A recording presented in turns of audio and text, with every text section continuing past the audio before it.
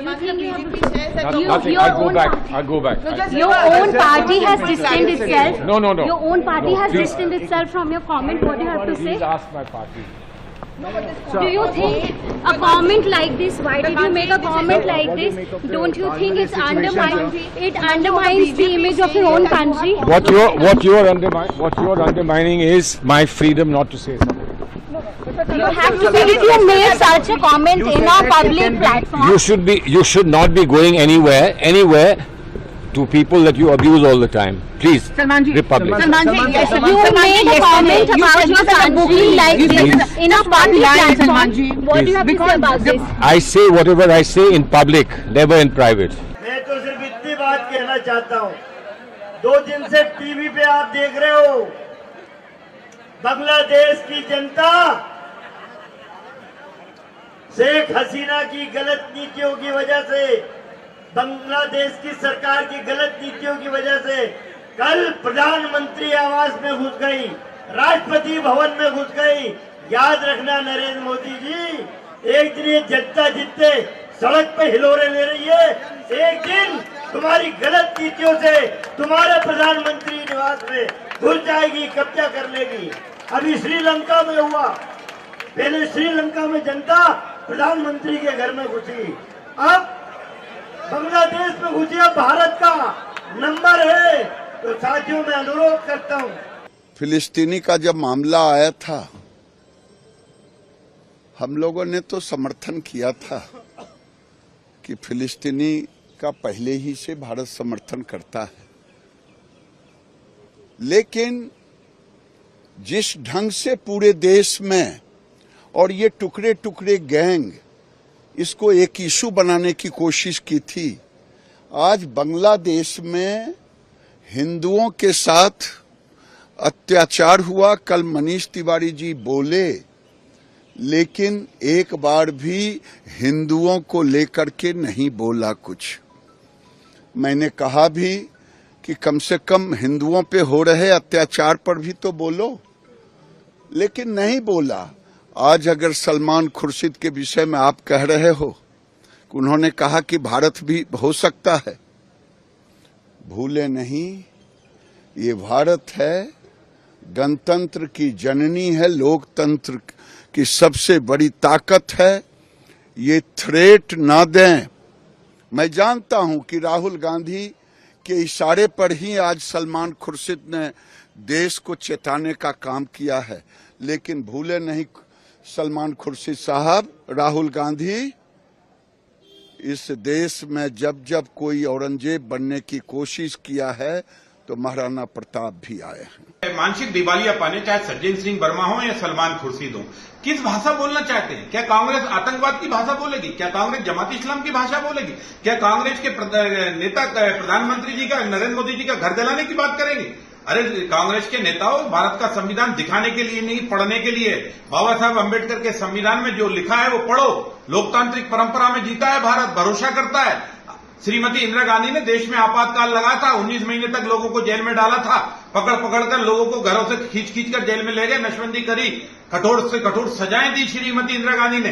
तो भी किसी भी नेता और कार्यकर्ता ने ये नहीं कहा कि हम प्रधानमंत्री का घर जलाएंगे। हम प्रधानमंत्री, ये भारत के 140 करोड़ की आस्था, भरोसा और बाबा साहब अम्बेडकर के संविधान के द्वारा दायित्व का पद है। इसको घर जलाना, इसका मतलब कांग्रेस अब जमात इस्लाम की भाषा बोल रही है, कांग्रेस अब आतंकवाद की भाषा बोल रही है, कांग्रेस अब बांग्लादेश के आतंकवाद से प्रेरणा ले रही है, कांग्रेस क्या पाकिस्तान के आतंकवाद से प्रेरणा ले रही है?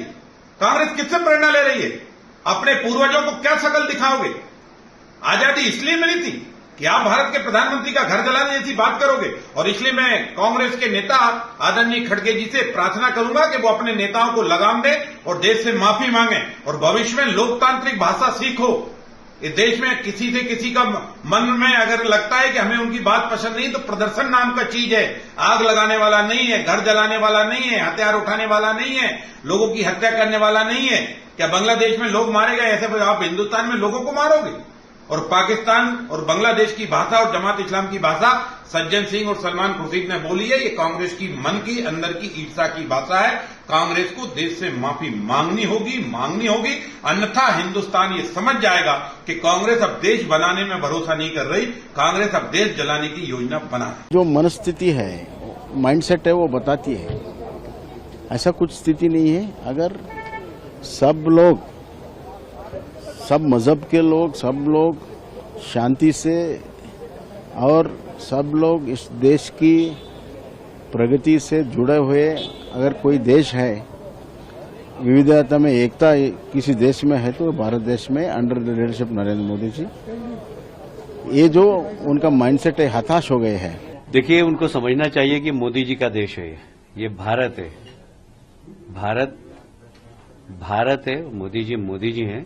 इस प्रकार के फ्रस्ट्रेटेड नेता बयान देकर अराजकता फैलाने की कोशिश कर रहे हैं, मेरा ख्याल है उन्हें शर्म आनी चाहिए।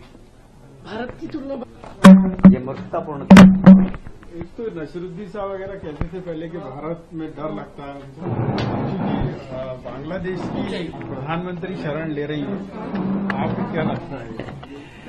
मुझे लगता है कि उन सब लोगों को समझ में आ गया जो पाकिस्तान की तारीफ करते हैं, जो बांग्लादेश,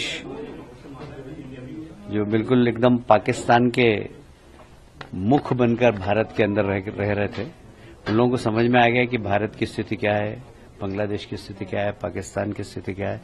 भारत बहुत मजबूत देश है। भारत के नेता, प्रधानमंत्री नरेंद्र मोदी जी बहुत मजबूत नेता हैं और इसलिए भारत में इस प्रकार की अराजकता की बात करना निंदनीय है। देखिए, आज जिस प्रकार से सलमान खुर्शीद, और केवल सलमान खुर्शीद नहीं, अभी सुनने में आ रहा है कुछ और कांग्रेस के नेताओं ने भी यह कहा है कि जो स्थिति आज बांग्लादेश में है उसी प्रकार की स्थिति भारत में भी हो सकती है।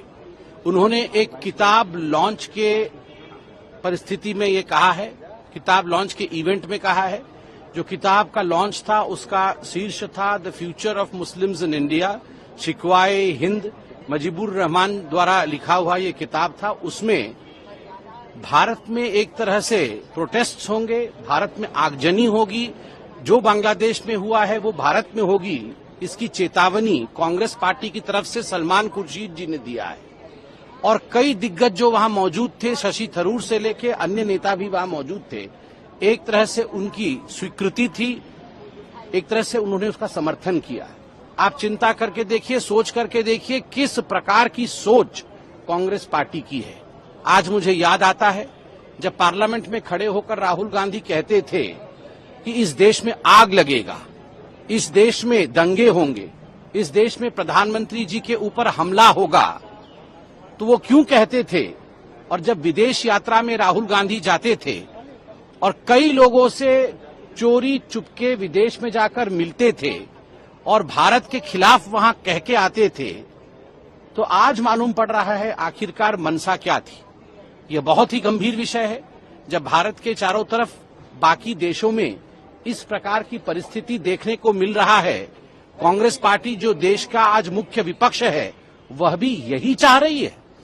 चुनाव में जीत नहीं पा रहे हैं, तो चुनाव में जीत नहीं पाने के कारण अपना खीज बैक गेट से इस प्रकार की अराजकता को फैला करके हिंदुस्तान को बर्बादी की ओर लेने की कोशिश जो कांग्रेस पार्टी की है वो आज जनता के सामने उजागर हो चुकी है। बेशरम, घटिया व लोकतंत्र की मर्यादा को तार तार करने वाला, भारतीय लोकतंत्र का मजाक उड़ाने वाला बयान है। राहुल गांधी की दादी कांग्रेस नेता श्रीमती इंदिरा गांधी जी ने 1975 में भारत में तानाशाही की पराकाष्ठा करते हुए देश में आपातकाल लगाया था। अभी भी कांग्रेस के नेताओं के अंदर वो आपातकाल की आत्मा घूम रही है। अब कांग्रेस के नेताओं के लिए पाकिस्तान में, बांग्लादेश में सेना द्वारा तख्ता पलटने वाले लोग आदर्श बन गए हैं, उनको फॉलो कर रहे हैं। दुर्भाग्यपूर्ण है। भारत के लोकतंत्र का मजाक उड़ाया जा रहा है। बांग्लादेश में मंदिर तोड़ना, हिंदुओं को जिंदा उल्टा तड़पा कर मारना, लोकतंत्र की आवाज का कत्ल करना, विपक्षी नेताओं को चुन चुन कर मारना, इस पर कांग्रेस के लोग तालियां बजा रहे हैं। किस बात की खुशी हो रही है? party says that it stands with the government of India as far as the issue of Bangladesh is concerned, because this is not a political issue. No politics should be done on it. But leaders like Salman Khurshid try to provoke and incite the people of India, saying that whatever happened in Bangladesh, the violence that took place there can take place in India too. This is yet another instance of Congress party putting Rajniti over Rashtaniti. Is Salman Khurshid, who compared Hindutva with ISIS and Boko Haram, trying to say that Indian democratic institutions are so weak? Is Salman Khurshid and his ilk trying to undermine the Indian armed forces, which has always kept itself away from any kind of political activity? This is the same Congress party which in Modi Virod time and again has descended into Desh Virod, sometimes asking for foreign intervention into India, sometimes betraying and berating the Indian institutions of democracy on foreign soil.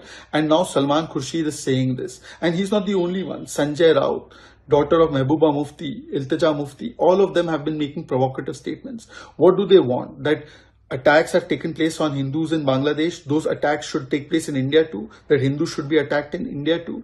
Today, Rahul Gandhi must tell us that does he accept the stand of Salman Khurshid? Is this not an undermining of India's democratic institutions?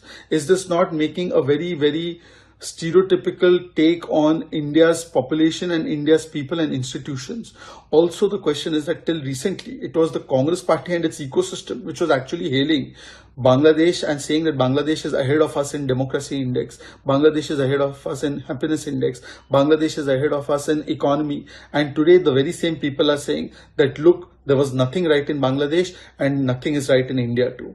This double standard of the Congress ecosystem has been exposed yet again.